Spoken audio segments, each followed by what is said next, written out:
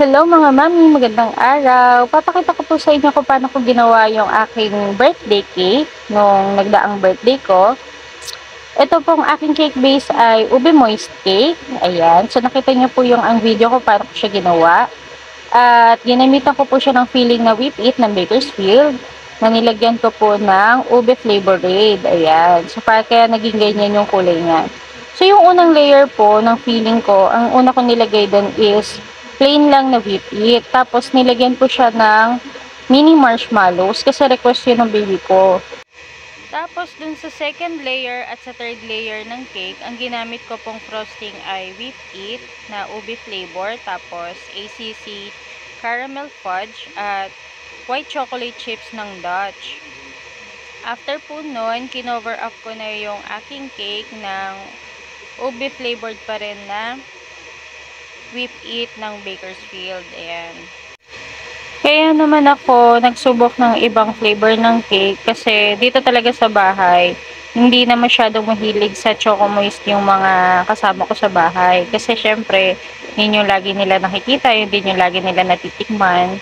So, meron kasi akong client na nagsabi sa akin na kung nagawa daw ba ako ng ube moist cake. Sabi ko, hindi ko pa na-try. Pero ngayon, dahil birthday ko naman at mahilig din ako sa mga ube flavored na cakes, actually, yung ube chiffon namin na cake, favorite ko yon pati ng biyanan ko. So, na-try ko na, sumubok ako na gumawa ng ube flavored naman na moist cake. So, ayan. Ito na yung aking naging finished product. So, first time kong ginawa itong ube moist cake para talaga sa birthday ko. So, after ko makover yung cake ng whip it frosting, gumamit ako ng star tip na malaki. At nilagyan ko siya ng plain na white na whip it.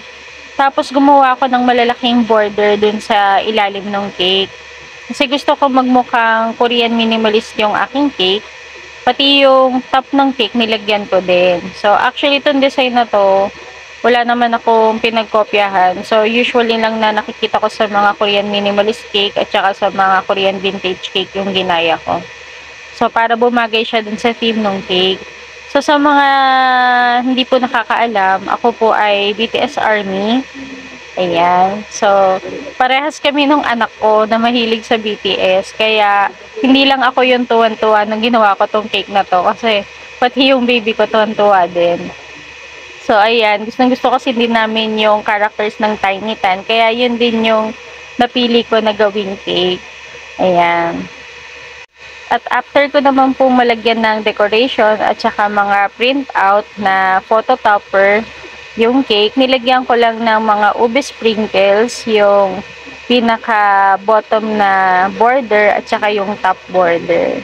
Ayan. Tapos naglagay din ako ng mga maliliit na pearl drudgy para maging cute lang din yung paligid ng cake. So, simpleng cake lang naman yung ginawa ko.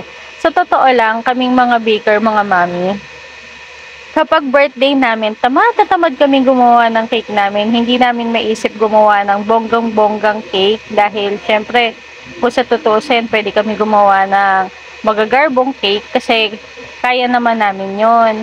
At kumbaga, alam namin kung paano namin gagawin, paano namin i-execute, depende dun sa team nung birthday namin. And dahil simple lang din naman yung birthday ko, gumawa na lang din ako ng simpleng cake. Pero sa totoo lang, tamad na tamad kaming gumawa ng cake namin pag mga birthday namin. Kaya ako sa inyo, kung meron kayo mga home baker na mga kaibigan, regaluhan nyo sila ng cake. Kasi sa totoo lang, pag birthday namin, mas gusto namin magpahinga, gusto namin makasama yung mga mahal namin sa buhay.